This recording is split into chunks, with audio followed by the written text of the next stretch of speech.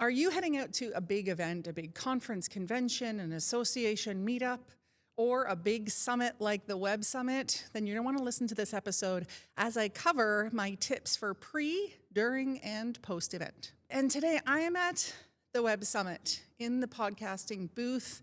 Been lucky enough to interview some amazing female founders. So I hope that you can either watch those episodes on YouTube or that you can listen to them on the podcast.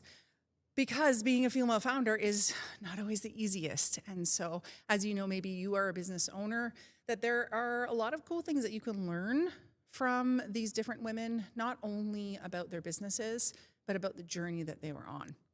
So today I want to talk about pre, during, and post events and how to get the most out of it. It's from my experience and my experience over the years as my maybe energy levels change and my goals and also what my business is needing. So pre-event, as best as you can, try to get on the conference app.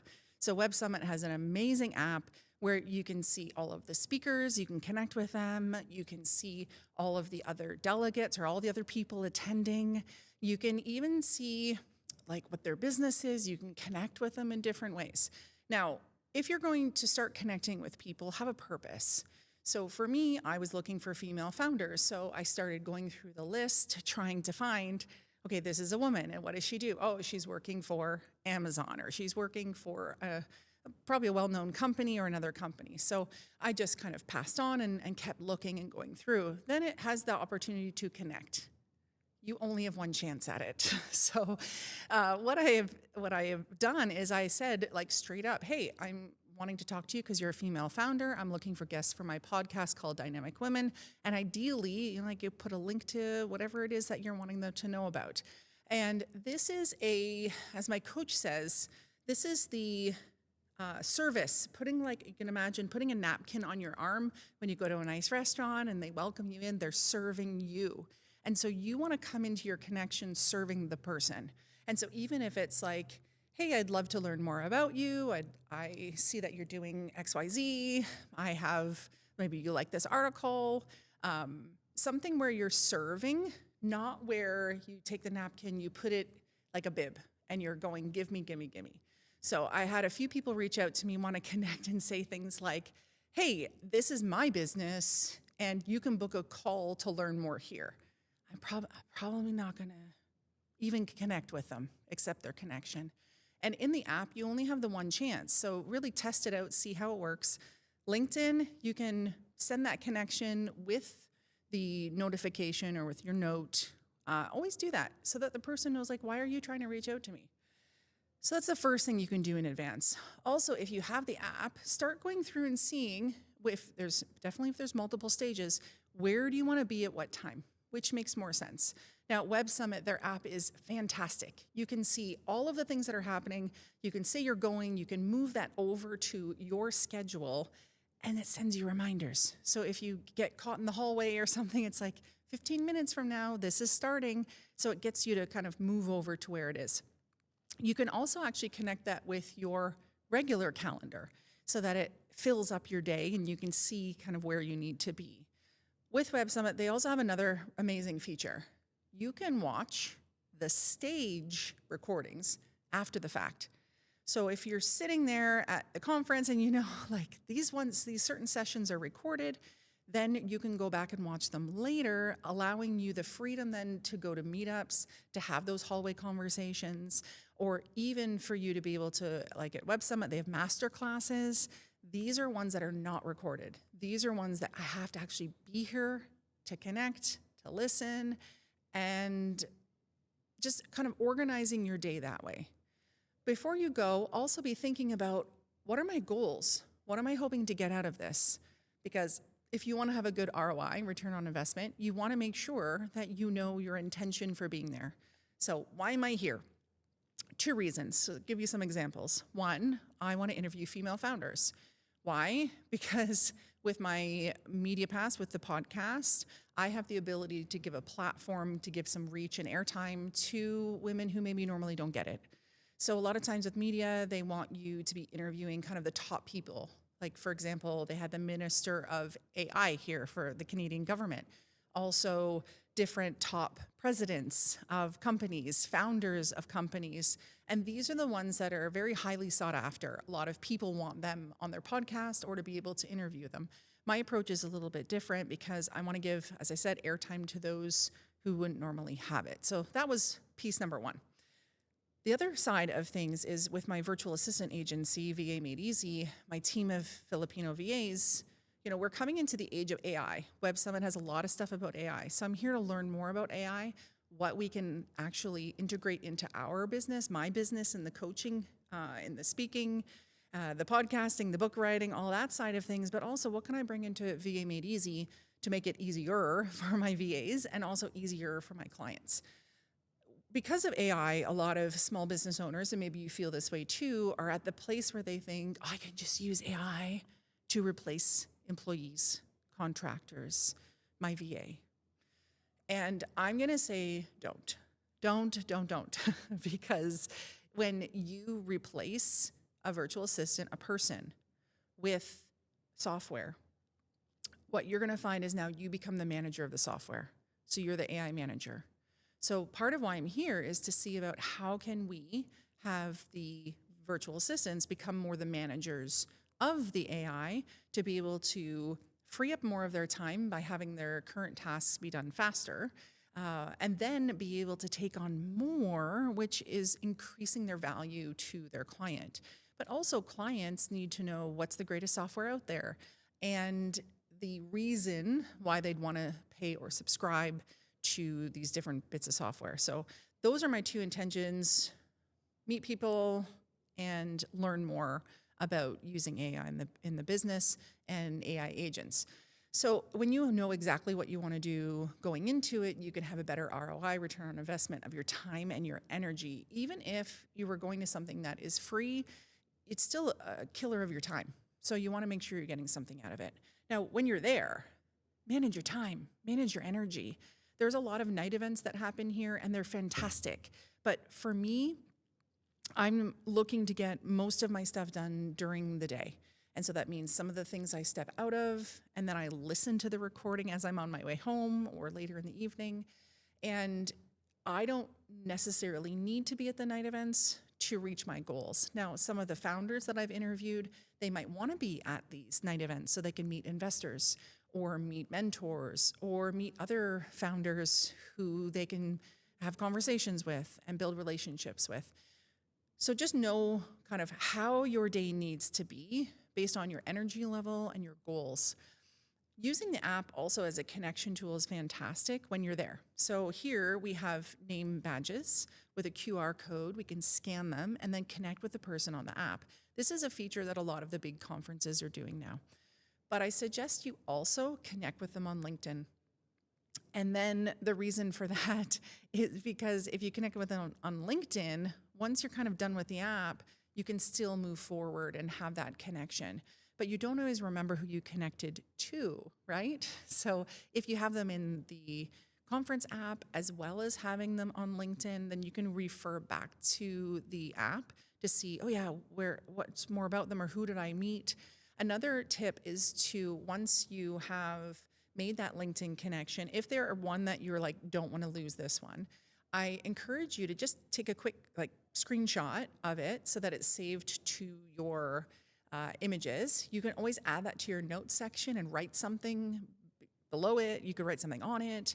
And you can also take a photo together. If you take the photo and then you send it to them in LinkedIn and say, so great meeting you and talking about XYZ, whatever kind of the topic was. So I've had a lot of people, we're connecting and I'm talking about interviewing them. And so I said, yeah, message me on LinkedIn and say, we're going to talk about the podcast, or I'm going to be on your podcast, something like that, just so that it's that reminder, because, you meet hundreds of people and then afterwards you go, shoot, what was the name of that person who was wearing the red outfit, who did that business that I wanted to connect with? Oh, shoot, I can't remember. And then hopefully on LinkedIn, one day you see a post from them and you go, that's who it was. But we want to be more intentional about the connections. So even at the end of your day, having a list of all the people that you want to follow back up with, because I promise you a week, 2 weeks from now, you're not going to remember everybody. So that is pre, that is during, and then there is post-event. This is where a lot of my business owner clients, before they come to me, where they completely waste opportunities. If you're going to be a vendor at a trade show, if you are going to be a speaker at an event, if you are just going to attend an event, you want to have a post-event strategy. What is it? What's that strategy? So a lot of it has to do with who you're following up with, and then around what you learned, and then implementing that. So let's look at those three pieces. So first, it's the people you connected with. So now you're going to go back, you're going to go look at all of the people that you connected with, and you're going to move them into some buckets. So if you use your CRM, if you use even a Google Sheet, a notepad, something, you're going to put them in the lists of kind of your primary people you want to follow up with right away, and then the next one, the one after, and set some reminders for yourself. So you can do that using your CRM, so that I'm going to connect with this person in a week, I'm going to connect with this person tomorrow, depending on kind of the urgency of that connection. So that's a little bit around the people. You might also want to just post those photos that you took. So if you're taking that selfie with that person, now you're going to maybe make a big post with a lot of images and tag that person so that they can see. Another thing you might be thinking of doing is making a general post about the event, thanking whoever hosted it, and then tagging a bunch of the speakers that you want to stay connected with hopefully you've taken images of them, because as a speaker, you don't always have your own photographer there, and the event photographer, sometimes, they have to be in a different room and they don't catch you, or the images after aren't very flattering. And so if you can take some nice photos of a speaker that you want to get connected with, even some short video, and if you have one little nugget that you can say that they taught you, so great hearing from Mary Smith, and she spoke about this, and you can insert the title there. That's really nice, so that event coordinators in the future can see exactly what they speak on. And then my biggest takeaway from them, or the piece that I'm going to implement, is that's really nice feedback for the speaker, and they're going to see that because you've tagged them, and they're going to think, wow, this person cared about my talk, and so they might care about connecting and engaging with your post. So I encourage you also, once you've done these posts, don't just leave them be.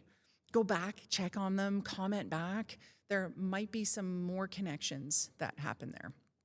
Also, kind of a little ninja tip is Google or do a search for the hashtags for the event, and just look on the events profile, their page on the different platforms, and just see what's on there. Maybe you're actually in some of the photos and you didn't know. And other people might be posting, but they didn't know your name. And so you might want to capture those, grab those. And it's also great to see if you're like, oh, right, that's that person. I wanted to connect with them, but I didn't get to, or I didn't get their LinkedIn. Now you'll be able to maybe see their posts because they've tagged the event. And the next bit is around your notes. One thing I like to do is called 10-24-7.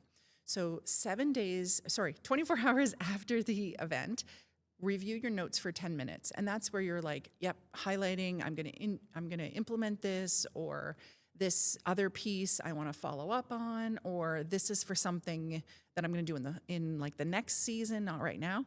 And then 7 days later, make a date in your calendar and give yourself another 10 minutes to review your notes again, because I promise you, the next day it's all fresh and you're going to go, oh yeah, those things were so awesome. And then a week later, you've already forgotten it. And unless you've actually put those highlighted things in your calendar to implement, or you've done some goal setting around it, you're probably gonna just forget it. So I encourage you to, a week later, you're gonna go through your notes for 10 minutes again and look at all the highlighted things and put them in your calendar if you haven't yet. Even if it is for 3 months down the road, 6 months down the road, whatever it is, put it as a task to review whatever the goal is, or to add that in, so that you have those golden nuggets there, because otherwise with the information you gathered, it was a waste of time, right? We've heard a lot about shelf help. We don't want any of the self-help or the professional development to just get lost and forgotten. Otherwise, you keep making the same mistakes. And the last piece is around implementing. You don't have to implement everything. I'll say that again. You don't have to implement everything. Just look at all of these ideas that you have and think about what is like the one idea that I should implement now. There is another kind of numbers thing that you can use, 1231.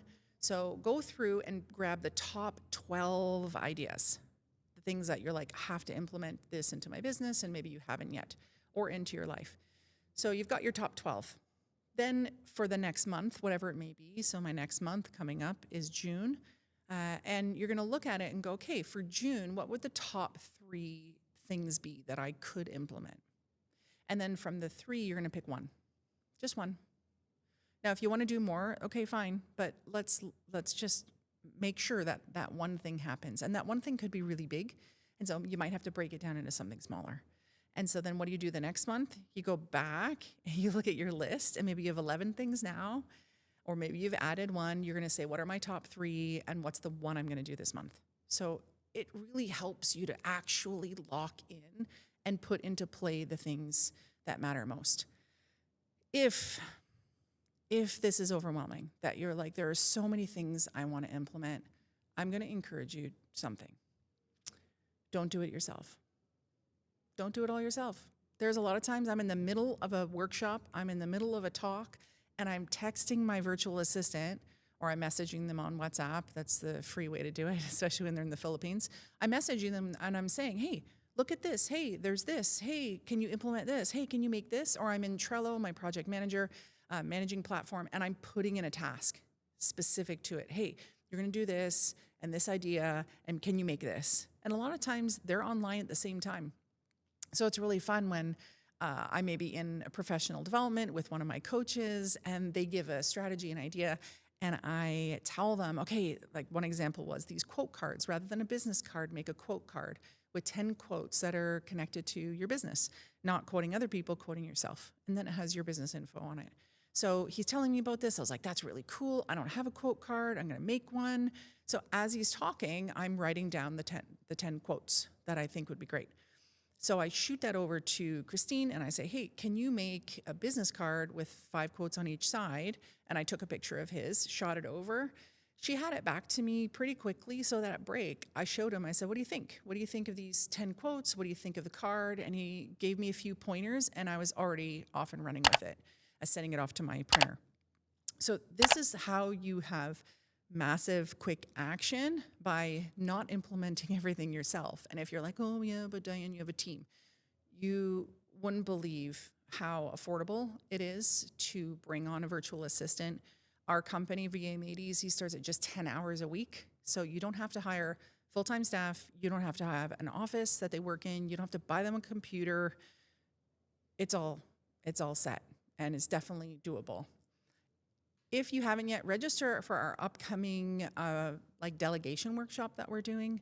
I'll make sure it's in the show notes so that you can participate in that. And if the date has passed, don't worry, we have them quite often. Feel free to shoot my team, Christine, an email, team@dianerolston.com, and ask when the next delegation or virtual assistant free webinar is, and we'll get you on that list. So that's my pre, during, and post-event kind of how-tos, because when you're going to invest that time and that money in going to something, you want to make sure that you have the best ROI, right? Yes, of course you do. So make sure you, if you haven't yet, hit subscribe, share this with a friend, another business owner who is busy and wants to have a better ROI, return on investment in their time, energy, and money. And until next time, stay dynamic. Bye.